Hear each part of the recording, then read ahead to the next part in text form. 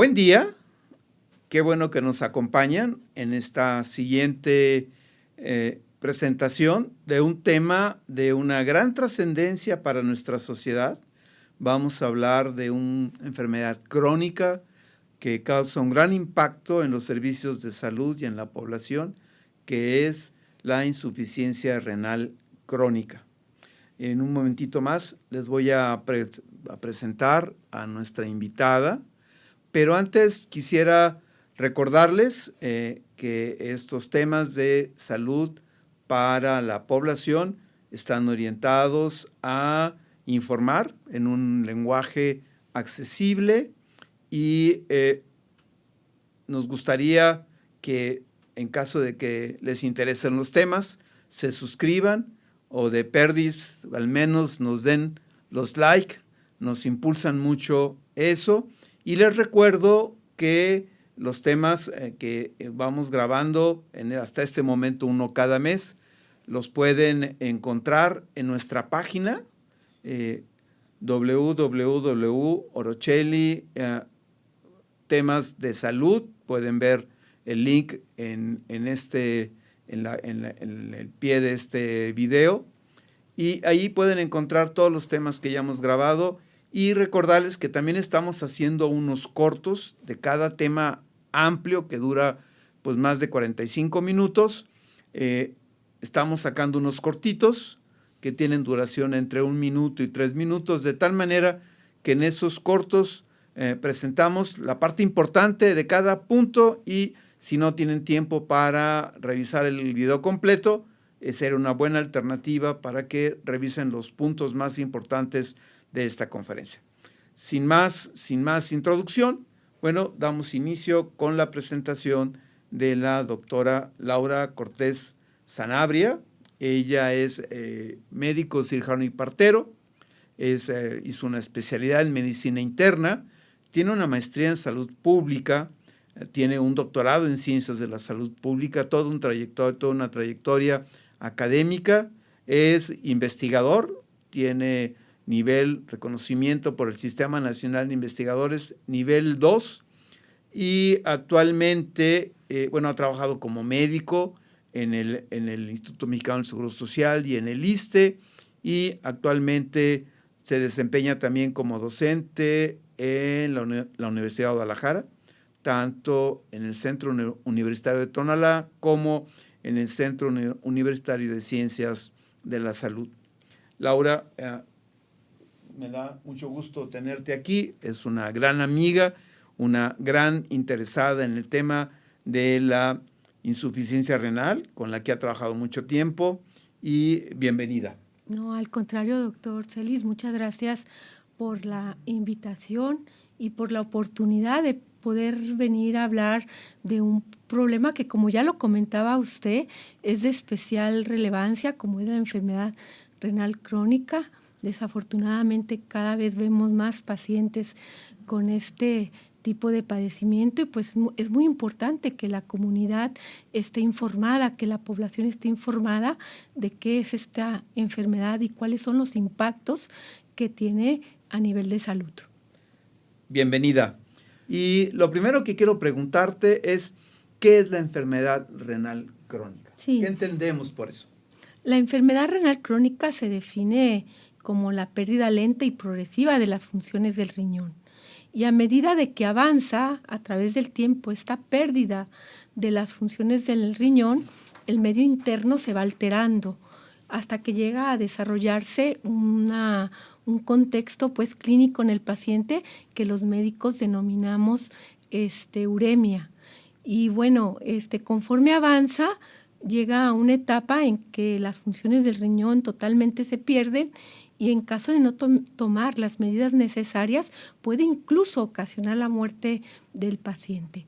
Y dentro de estas medidas, ya en la fase terminal de la enfermedad, pues básicamente lo que salva la vida al paciente es la diálisis, la hemodiálisis y el trasplante renal. Laura, ¿qué es la causa de la insuficiencia renal? Sí, las dos principales causas del daño renal crónico, de la enfermedad renal crónica, es la diabetes y la presión alta, la hipertensión. Sin embargo, existen otras causas. En México, aproximadamente de cada 10 pacientes que llegan a requerir diálisis, 6 son diabéticos. A ver, ¿me repites eso? No me quedó muy claro. ¿De cada 10? De cada 10 pacientes que inician diálisis, 6 son diabéticos. 6 son diabéticos, lo cual hace pues que sea muy preocupante para nosotros. Ya. Porque la diabetes pues es altamente prevalente en nuestro país. O sea, hay muchos pacientes con diabetes y estos pacientes con diabetes a veces coexiste la hipertensión arterial. Entonces, considerando que estos dos factores, tanto la presión alta como la diabetes, son las principales causas, podemos explicarnos por qué hay tantos pacientes con enfermedad renal crónica. Aparte de la diabetes y de la hipertensión arterial, ¿qué otras causas son frecuentes, no tan frecuentes como ellas dos, pero otras dos causas más frecuentes? Pueden ser las enfermedades autoinmunes, por ejemplo, lupus. Lupus. Algunas glomerulonefritis, que también son afecciones de una partecita del riñón que se llama glomérulo. Puede también ser las infecciones recurrentes de orina, la presencia de piedras en el riñón, las malformaciones de las vías urinarias, es decir, el uso de medicamentos que pueden ser, nosotros les denominamos nefrotóxicos porque resultan tóxicos para el riñón. Y algo muy importante es que dentro de estos medicamentos se encuentran algunos que son de uso muy común. ¿Como cuáles? Como el naproxen, el diclofenaco, que son medicamentos que se prescriben mucho, sobre todo en los adultos mayores, para el control de los síntomas reumáticos, del dolor articular, las riumas, podemos decir.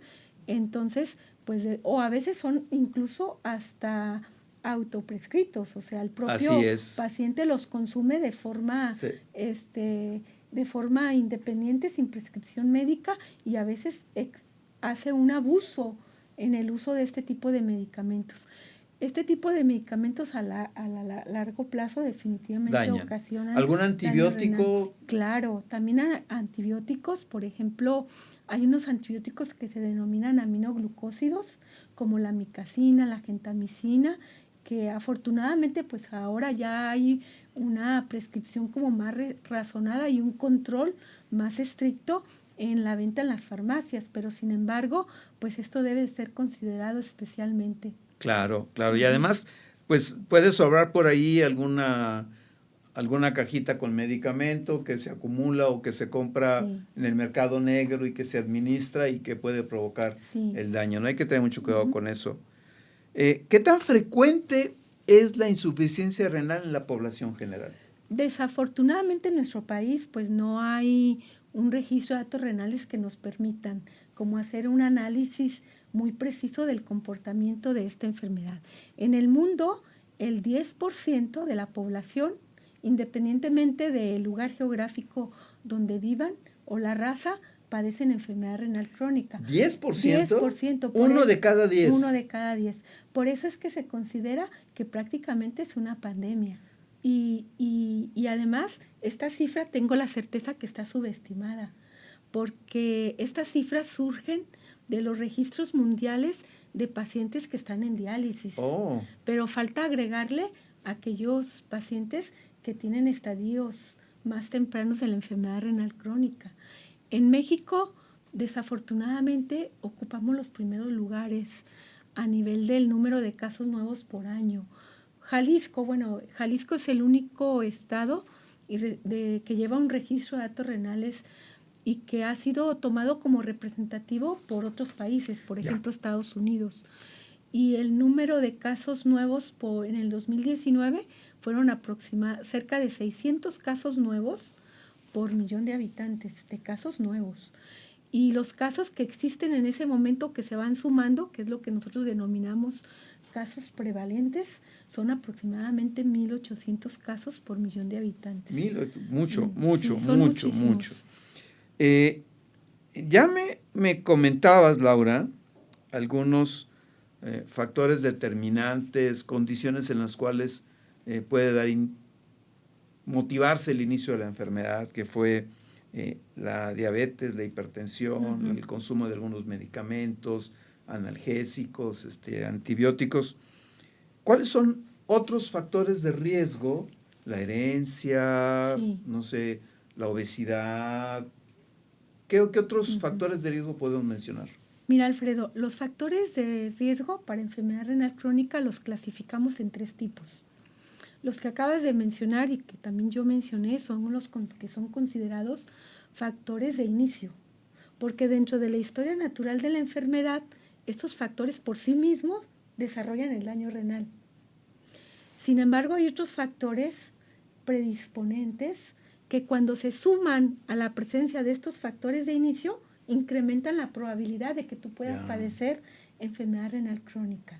Y entre ellos se encuentra la edad, tener más de 60 años, el tener familiares que hayan tenido enfermedad renal crónica o que hayan estado en diálisis o que hayan recibido trasplante.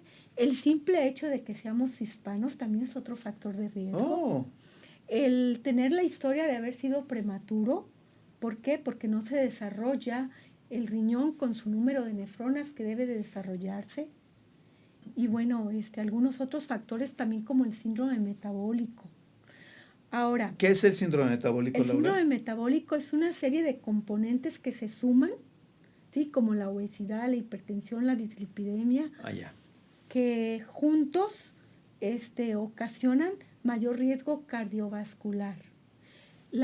Y qué bueno que hablo del riesgo cardiovascular, porque la principal complicación o la principal causa de muerte prematura en los enfermos renales crónicos es precisamente la enfermedad cardiovascular. Ya. Los enfermos crónicos los enfermos con enfermedad renal crónica tienen 100 veces más la probabilidad 100 veces más de morir por infarto o causas cardíacas que la población general. ¡Wow! Eso es muchísimo.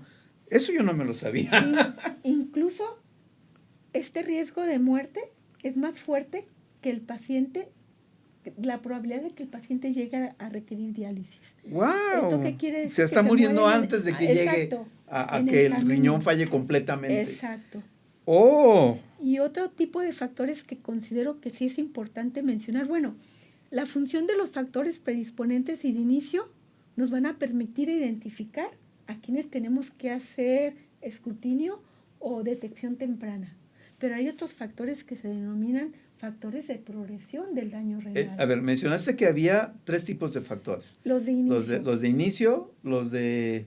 Los predisponentes. Predisponentes, y los terceros son... Los de progresión. Los de progresión, de daño muy bien. renal.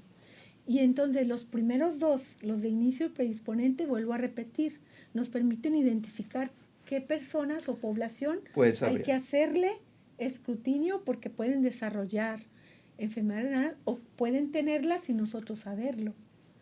Y los factores de progresión son los factores que tenemos que controlar estrictamente en aquellos pacientes que ya tienen enfermedad renal crónica y que si no los controlamos con seguridad van a llegar muy rápido a avanzan muy rápido hacia las condiciones graves. Así es.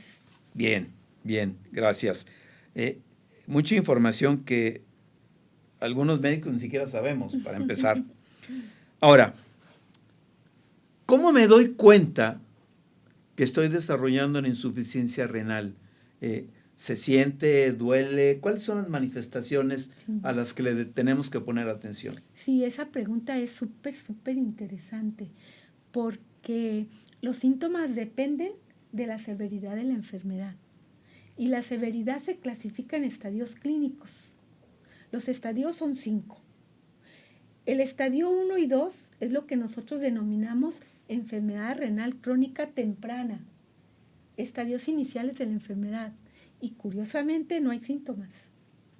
Entonces, en base a que no da manifestaciones clínicas, pues tenemos que buscarla. Ya. Tenemos que detectar este tipo de pacientes. ¿Cómo los detectamos? En cualquier consulta que acudan con nosotros, interrogar sobre la presencia de factores de riesgo.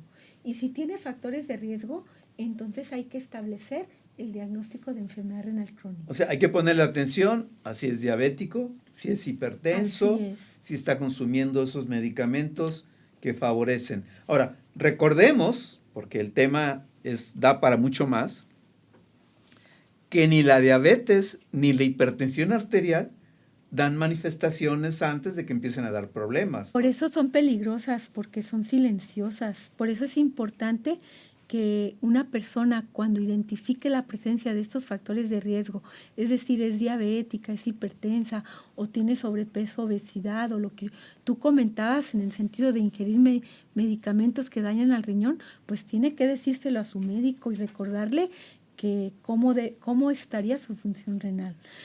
Hablando de los síntomas, cuando los síntomas se presentan, cuando el paciente tiene un estadio 3, que es ya la propia enfermedad renal crónica intermedia, ya establecida. En ese sentido, empiezan a aparecer las complicaciones propias a consecuencia de la pérdida de las funciones del riñón.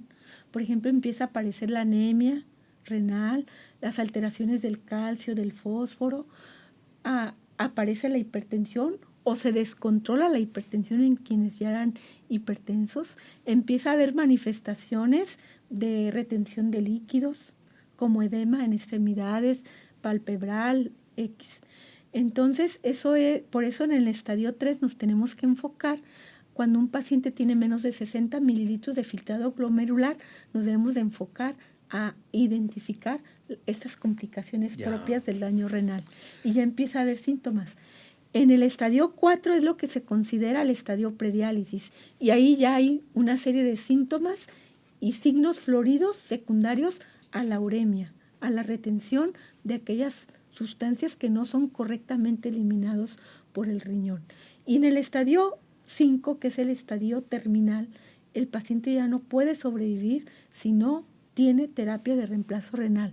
Incluso en esta etapa terminal puede presentar un coma, que es lo que nosotros denominamos coma urémico, coma por las toxinas que está reteniendo y que se fijan no solamente en piel, no solamente en la mucosa gástrica, sino también en el cerebro. Sí, entonces es muy importante, según entiendo lo que me está diciendo Laura, primero que lo detectemos antes de que haya síntomas. Exacto. Algo se podrá hacer y por supuesto disminuir los factores o evitar los factores que lo desencadenan. Uh-huh. Sería pues la idea. Ahora, si lo importante es detectarlo temprano, uh-huh, ¿cómo lo detecto temprano? Ya mencionaste algunas, pero me gustaría insistir en eso. Una ventaja que tenemos y que yo considero que a veces desaprovechamos es lo sencillo de detectar la enfermedad renal crónica.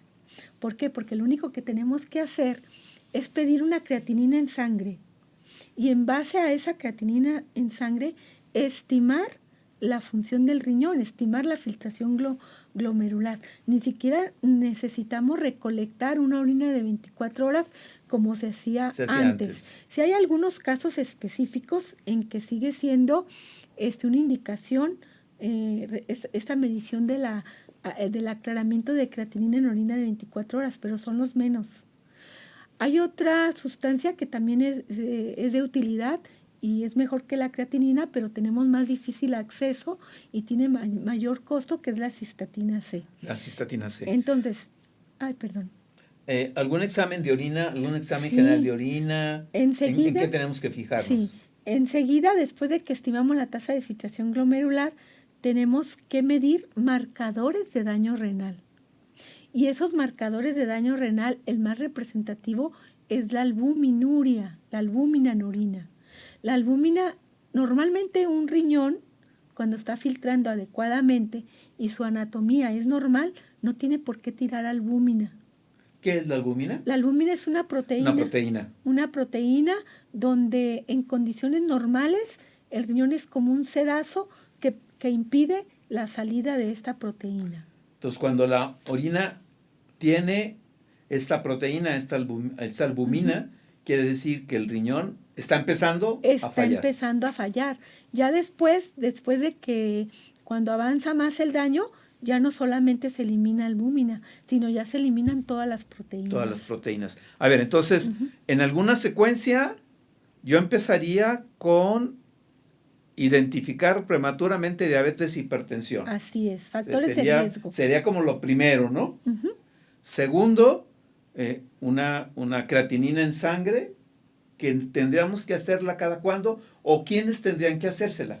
Sí, aquí, bueno, los factores de riesgo, identificas al paciente con factores de riesgo. Segundo, el médico tiene que solicitar la creatinina sérica para estimar la tasa de filtración glomerular. Tiene que solicitar la determinación de la relación albúmina-creatinina en una muestra única de orina para medir el marcador de daño renal. Y tercero, lo que tú comentabas, un general de orina para buscar otros marcadores de daño renal en el sedimento urinario.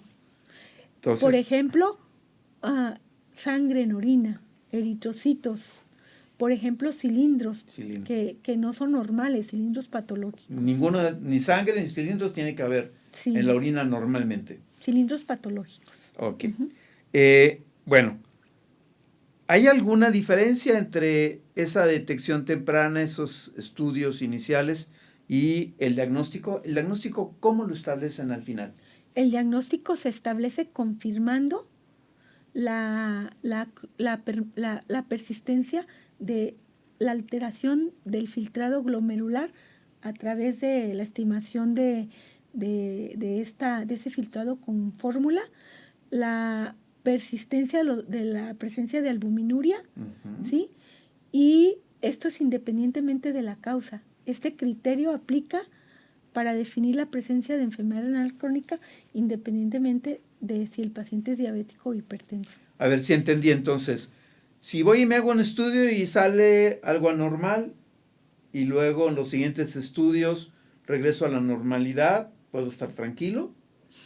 O ya puedo preocuparme de que haya empezado la enfermedad. No, esas alteraciones tienen que permanecer por igual o más de 3 meses. Más de 3 meses. Okay. Sin embargo, es el juicio clínico del médico el que determina. El que determina. Porque, por ejemplo, si tú llegas con un filtrado glomerular de 30, por ejemplo, lo normal es 90 o más, ¿sí? Que también hay que hacer un cálculo de acuerdo a la edad, pero pensemos que es 90 o más.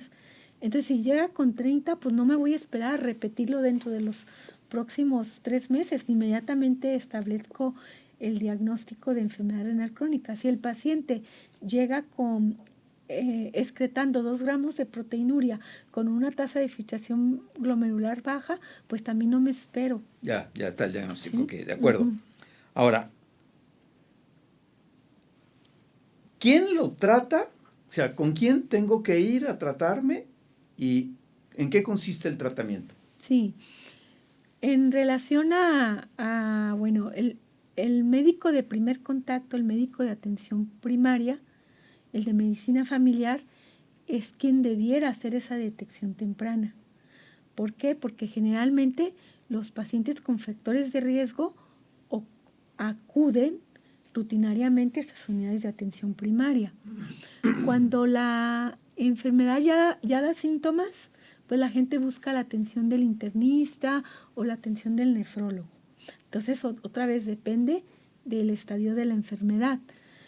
Pero algo muy importante es que el manejo no es solamente por el médico, sino que tiene que ser un manejo multidisciplinario en el que participa la nutrióloga para ajustar la dieta al estado de severidad del daño renal, el acondicionador físico, porque el ejercicio es muy importante para favorecer conductas saludables de estilo de vida y controlar esos factores metabólicos relacionados con la rápida progresión del daño renal. La enfermera, porque la enfermera es muy importante, porque es la que le va a enseñar al paciente medidas de autocuidado, de cómo empoderarse el paciente para cuidar de su propia salud.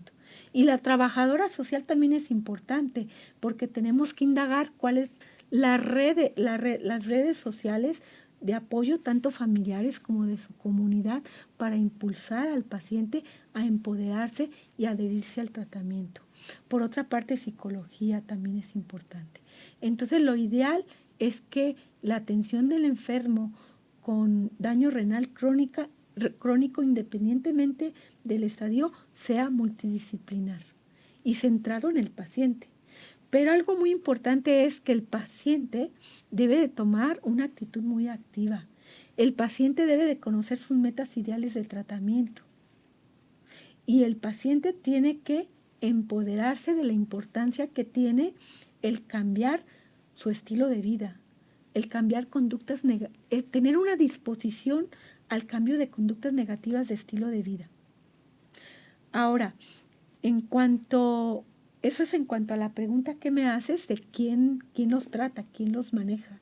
Pero la siguiente pregunta de cómo cómo debe ser el tratamiento, es importante considerar que se divide en dos tipos. Las medidas de tipo farmacológico, es decir, los medicamentos, pero también tenemos las medidas no farmacológicas, que tienen mucho que ver otra vez con estilo de vida. En relación a las medidas farmacológicas, básicamente van encaminadas al control de los factores de progresión. Si el paciente es diabético, pues tenemos que utilizar antidiabéticos, incluido insulina o antidiabéticos orales. Cada caso es diferente. El médico debe de tomar la decisión de cómo manejar al paciente en ese sentido. Si es hipertenso, hay que controlar la presión arterial. Si el paciente tiene dislipidemia, pues tiene que colesterol alto, colesterol malo alto, los triglicéridos, tiene que recibir terapia para bajar esas grasas alteradas de la sangre. Si el paciente, por ejemplo, debe de recibir recomendaciones nutricionales como la disminución de la ingesta del sodio, ¿sí? La disminución de la ingesta de proteínas de origen animal, la disminución en la ingesta de alimentos con alto contenido en fósforo y así. Por otra parte, también cuando el paciente tiene ya una enfermedad renal crónica bien establecida, es decir, con todas las consecuencias de las complicaciones de la propia pérdida de la función renal, pues hay que dar eritropoyetina para tratar la anemia renal. Hay que dar medicamentos que nos ayuden a controlar las alteraciones del calcio y fósforo. Hay que buscar alteraciones del tiroides que a veces son subclínicas, pero que sí requieren terapia, sustituir la hormona tiroidea. Entonces el manejo pues es amplio, pero otra vez, vuelvo a repetir, es individualizado. Ya. Y una vez que está la enfermedad ya establecida y que hay que hacer diálisis, hemodiálisis, ¿hay alguna curación para este padecimiento? ¿Cuál es esa curación? No, definitivamente por eso se le llama enfermedad renal crónica, ¿sí? Porque no hay posibilidades de revertir el daño renal ya establecido. Lo que sí podemos hacer, por eso es importante la detección temprana y el manejo oportuno y el control de los factores de riesgo. Porque lo que podemos hacer es parar la progresión, detener la progresión. Entonces, en ese sentido, resumiendo el tratamiento, en los estadios 1 y 2, que son los factores, que es la enfermedad renal crónica temprana, el manejo va encaminado a controlar los factores de progresión e iniciar terapia cardioprotectora. En el estadio 3, que es la enfermedad renal crónica establecida, a tratar las complicaciones propias de la enfermedad renal crónica. En el estadio 4, que es el estado prediálisis, pues tratar de conservar o tratar de que el paciente llegue en las mejores condiciones a diálisis. Y en el estadio 5 definitivamente tendríamos que iniciar tratamiento de sustitución renal con diálisis, hemodiálisis o trasplante. Trasplante. Y el trasplante no es la gran opción porque riñones faltan y muchos. Ese es un problema, porque si tú me preguntas cuál es la mejor terapia de reemplazo renal, yo te voy a contestar es el trasplante renal. Pero ¿cuál es la desventaja? Que desafortunadamente la demanda es mucha y contamos con poca procuración de y además es un procedimiento muy caro, sí. Tratamiento el resto de la vida para inmunosupresores. Sí, así como es. Que no es que me dé y que me hagan un trasplante, ¿no? Sí. No está así, excepto en la ciencia ficción quizás. ¿Qué se puede hacer para evitar la progresión de la enfermedad?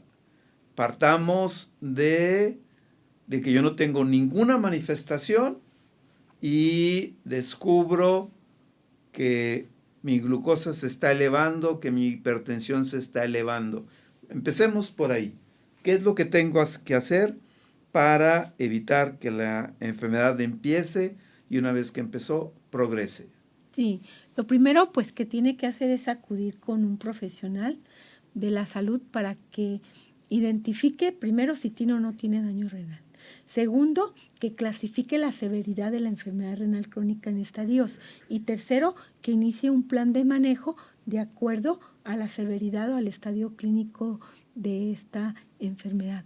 Pero lo más importante es el seguimiento.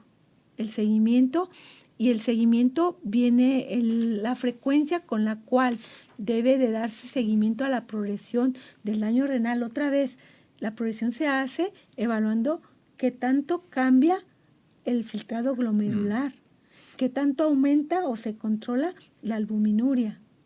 Entonces, eso va a depender de qué tanto el paciente se adhiera a su tratamiento, tanto farmacológico con medicamentos como no farmacológico, estilo de vida. ¿Qué significa? Hacer ejercicio, la dieta y suspender el hábito de fumar y de ingerir alcohol. El tabaquismo por sí mismo es un factor de progresión. Ahora, la desventaja que tenemos es que estos factores de riesgo concurren, no se dan en forma aislada. Claro. Entonces, yo creo que lo importante es que el paciente tenga la mejor disposición de cambiar conductas negativas de estilo de vida, tener autocuidado y sobre todo adherencia al tratamiento. Y seguir las recomendaciones no solamente del médico, sino de todo el equipo multidisciplinario. Lo ideal sería que fuera atendido por este equipo multidisciplinario. Ahora te preguntaría sobre el pronóstico. ¿Cuál es el pronóstico de un paciente que empieza con enfermedad renal? ¿Cuál es el pronóstico de uno que llega ya en el estadio 3 con algunas manifestaciones? Uh-huh. ¿Y de qué manera ese pronóstico inicial se modifica si no le hago caso a las recomendaciones? Uh-huh. ¿O cuánto gano de sobrevida si a pesar de que ya estoy en estadio 1 o 2 o en estadio 3 atiendo las recomendaciones? ¿Impacta la sobrevida? Sí, mira, esa es una pregunta muy interesante, porque yo creo que el pronóstico depende de los determinantes de la salud, depende de los factores individuales. Dentro de estos factores individuales, la genética, porque es lo mismo, por ejemplo, hay diabéticos que rápidamente presentan complicaciones crónicas, y sin embargo hay diabéticos que durante años más que bien se controlan, pero no desarrollan complicaciones crónicas. Entonces, eso depende de la genética del individuo. Igual manera, hay enfermedades rápidamente progresivas que con y a pesar del tratamiento progresan rápidamente. Pero el otro factor importante también, independientemente de la genética del individuo y el riesgo de que progrese más rápidamente, es el estilo de vida, que ya lo comentamos. Y otro es el medio ambiente, ¿no? La exposición a situaciones culturales, a situaciones de la comunidad, de la integración a la comunidad, promoción a la salud, que eso también modifica el pronóstico porque, de hecho, el nivel sociocultural bajo o el nivel socioeconómico también es un factor de riesgo para enfermedad renal crónica. Y otro factor que también se relaciona con el pronóstico es la forma como nos organizamos como sistema de salud. Si no estamos detectando oportunamente, pues entonces nuestros pacientes son pacientes que mes con mes van a la consulta al médico familiar y si no se les hace escrutinio, pues entonces ni el médico familiar ni el paciente se dan cuenta de que tienen enfermedad renal crónica y por lo tanto se pierden oportunidades muy valiosas para detener la progresión del daño renal, ¿sí? Ahora, la mortalidad, la morbimortalidad aumenta conforme disminuye la tasa de filtración glomerular.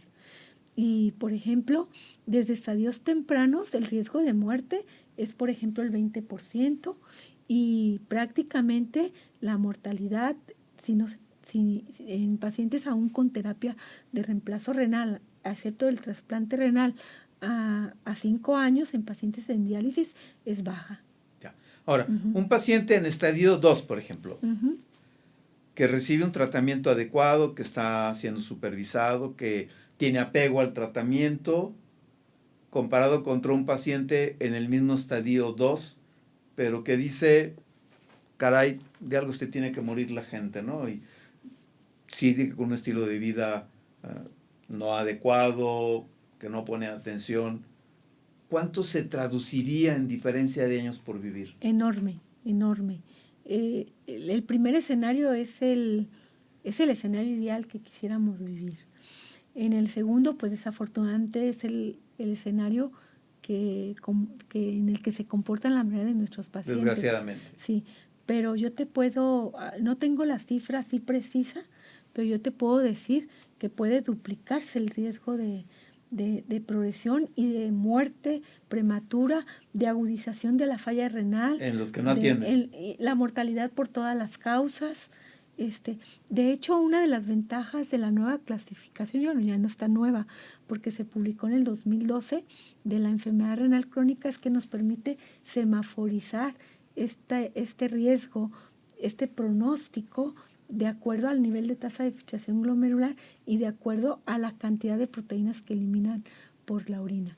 Conforme disminuye más la tasa de filtración glomerular y aumenta las proteínas, pues hay más riesgo de mortalidad de todas las causas, mayor riesgo de morirse por enfermedades del corazón, como comentaba, agudizarse el problema de renal crónico y, bueno, la progresión a la terapia de reemplazo renal. O sea, que si bien es cierto que es una enfermedad que no se va a curar, bueno, bien atendido, con apego al tratamiento, uno puede tener muchos años de vida en buenas condiciones de salud, sin tanto daño y vivir ciertamente mucho más, sin que no atiende las recomendaciones. De hecho, hay pacientes que aún llegando a terapia de reemplazo renal, por ejemplo en diálisis, que tienen buena adherencia, 8 o 10 años en diálisis. ¡Wow! Entonces, de verdad, la importancia de que el paciente cambie esas conductas negativas de estilo de vida y se adhiera al tratamiento, que lo he repetido varias veces durante esta charla, son fundamentales, porque el tratamiento médico, el tratamiento con medicamentos no lo hace todo. Yo puedo decir que es una balanza, un equilibrio, mitad medicamentos para que le vaya bien a un paciente, mitad medicamentos, pero la otra mitad es responsabilidad del paciente. A ver, deja plantearlo, a ver si no me equivoco en la interpretación. Decíamos hace rato que uno de los factores de riesgo de progresión es la edad, o sea, que si yo tengo 70 años, tengo más riesgo de desarrollar una insuficiencia renal. Ahora, si me dices que un paciente con apego al tratamiento, inclusive todavía en un estadio avanzado, puede vivir 10 años más, eso quiere decir que alguien que empieza en el nivel 3 con 70 años, puede tranquilamente vivir hasta los 80 años. Claro. Y morir de otra causa. Sí, así es. De hecho, el estadio 3 es muy importante porque yo les digo a los pacientes, mire, cuando usted está en este estadio 3, que es cuando el paciente tiene un filtrado glomerular más o menos entre 30 y 60 mililitros por minuto, es como estar parado en un precipicio. Y el paciente decide si evita irse a ese precipicio, siempre y cuando se adhiera al tratamiento, siempre y cuando se controlen todos esos factores de progresión de daño renal, o si no lo hace, se va a ir a ese precipicio y cuando el paciente pase al estadio 4, ya no vamos a poder parar la progresión del daño renal.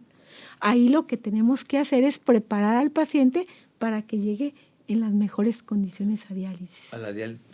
Wow, entonces muy importante el estadio 3. Sí. Más importante el 1 y el 2, ¿no? Claro.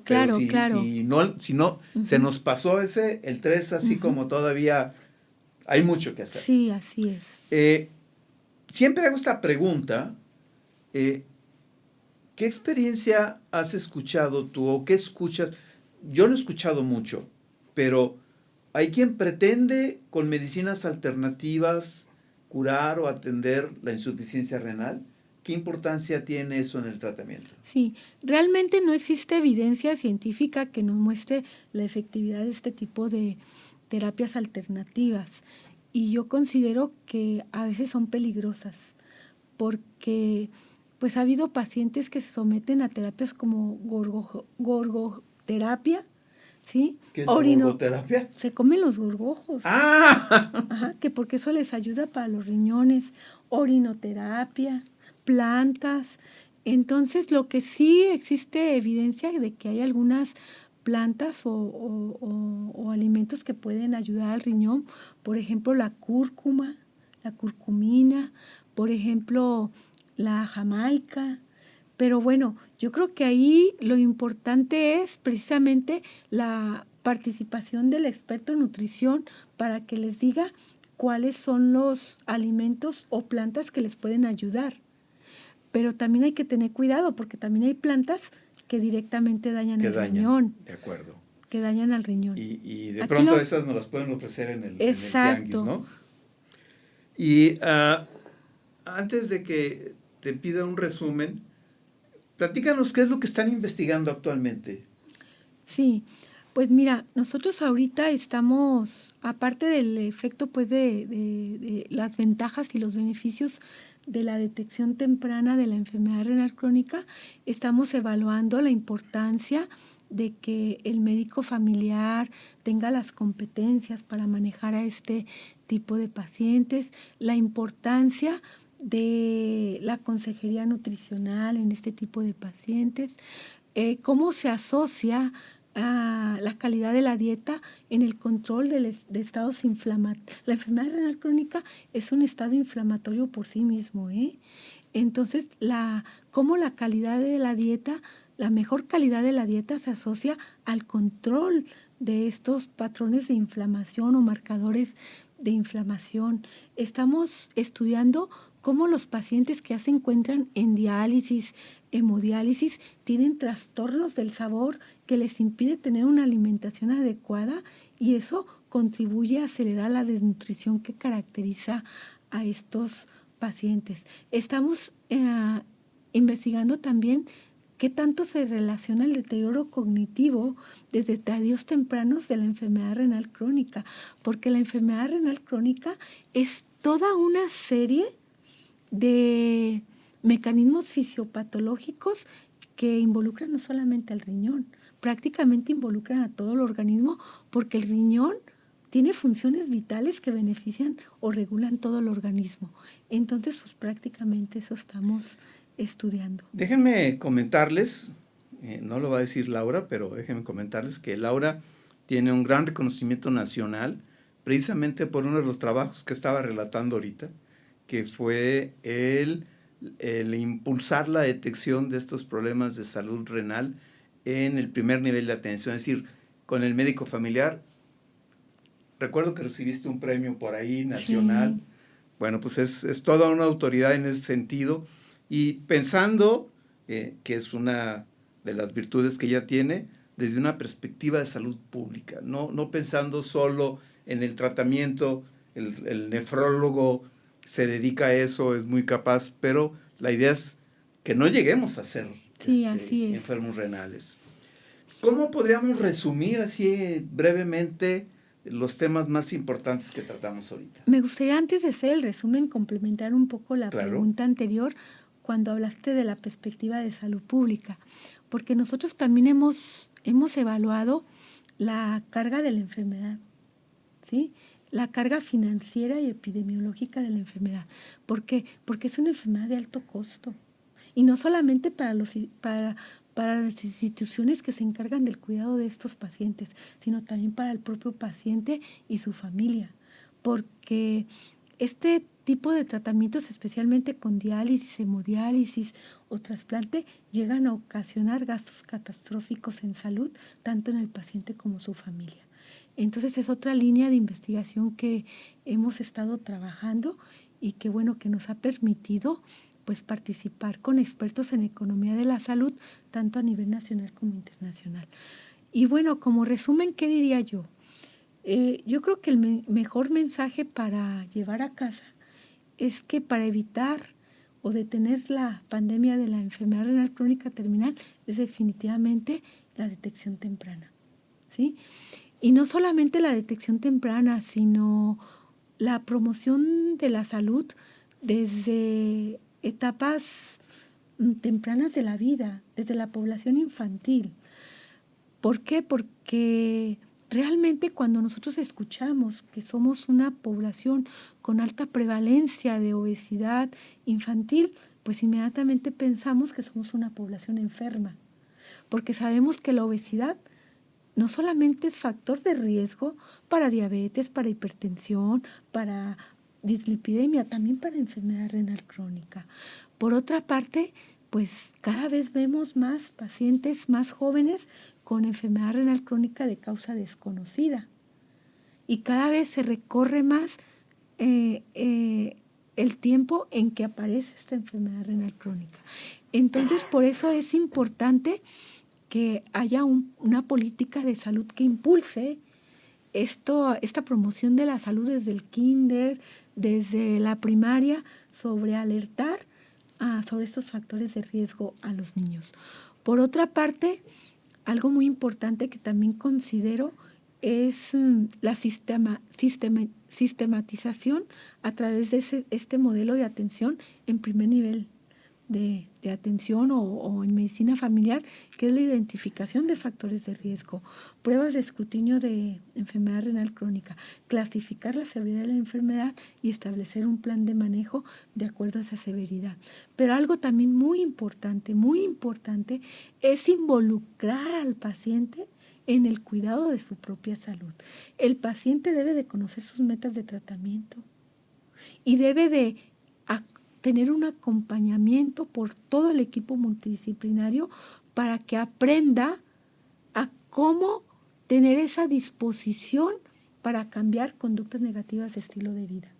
Y que el paciente de estar en un estado de precontemplación, que es precisamente lo que tú decías, de algo me he de morir, pase a una etapa de contemplación y diga, bueno, estoy enfermo de diabetes, hipertensión, pero ¿qué puedo hacer al respecto?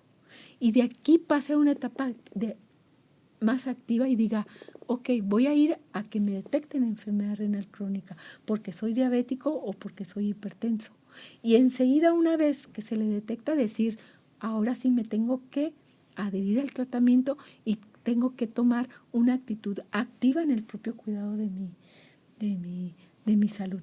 En estas etapas de disposición al cambio puede haber recaídas, porque nos sucede, ¿no? Cuando nos ponemos a dieta, pues empezamos con buen impulso y nos cuesta trabajo sostenerlo, pero cuando alcanzamos ya ese estatus de esa conducta adecuada, ya nos regresamos. Entonces hay que alcanzar con esos pacientes. Hay que identificar con ellos cuáles son las conductas que son más fáciles de cambiar, esas conductas negativas, y trabajar, porque si logramos en ese paciente cambiar una conducta negativa con éxito, vamos a cambiar por añadidura las demás. Muy bien. Muchas gracias, Laura. Es un gran tema. Seguramente va a haber muchas personas interesadas. Le agradecemos a la doctora Laura Cortés su disposición para esta plática, que es muy ilustrativa. Un problema de salud pública, un fuerte dolor de cabeza para las instituciones de salud. Quiero destacar algo que es muy importante, que contemos con un respaldo institucional que con la edad nos responda con un tratamiento. Yo invito a la población, ya lo he hecho, insisto, en la necesidad de que contemos con un seguro de gastos médicos, estemos inscritos en el Seguro Social. Si no tenemos un trabajo que nos tenga inscritos ahí, podemos pagar el seguro facultativo, no sé, de alguna manera, porque cuando estas enfermedades llegan, Laura decía, catastróficas, realmente terminan patrimonios familiares. Así es. Y eventualmente, pues uno se acaba el dinero, deja a la familia en la calle y no hay manera de solucionarlo, sí. ¿No? Sí es muy importante que reflexionemos. Habrá quien pueda pagar un seguro de gastos médicos, es muy cómodo, pero las instituciones de la seguridad social en México, particularmente el Seguro Social, brindan un gran respaldo. Nos gustaría que fueran mejores, que tuvieran más oportunidades, pero no tienen ni idea de las cosas buenas que se hacen en esas instituciones. Ojalá, insisto, pudiéramos tener mejores instituciones, pero lo que tenemos es muchas veces mejor que lo que otros países tienen, inclusive con condiciones de ingreso mucho más altos que México. Insisto, si no tienen, no le hago publicidad al IMSS, pero realmente la diferencia de trato es muy, muy diferente a no tengo esa oportunidad de tratamiento y para tratarme tengo que vender la casita, empeñar al futuro de la familia, etcétera. Yo insisto por ahí. Y finalmente, bueno, termino con lo que empecé. Si les gustan estas presentaciones, bueno, denos los likes, nos alientan mucho, suscríbanse, tenemos una lista de temas impresionantes que estamos buscando. Si se fijan, no hay restricciones de tiempo, nuestros invitados pueden hablar, algo que no ocurre normalmente en la televisión, donde el tiempo está muy medido, y estamos generando cápsulas que si no tiene tanto tiempo para revisar el tema completo, pueden enfocarlas. Suscríbanse y si les gusta, compartan con sus familiares, con sus amigos estas entrevistas y nosotros seguiremos generando nuevo material. Muchas gracias y nos vemos hasta la siguiente presentación. Sí, muchas gracias por la invitación. Al contrario, el agradecido soy yo.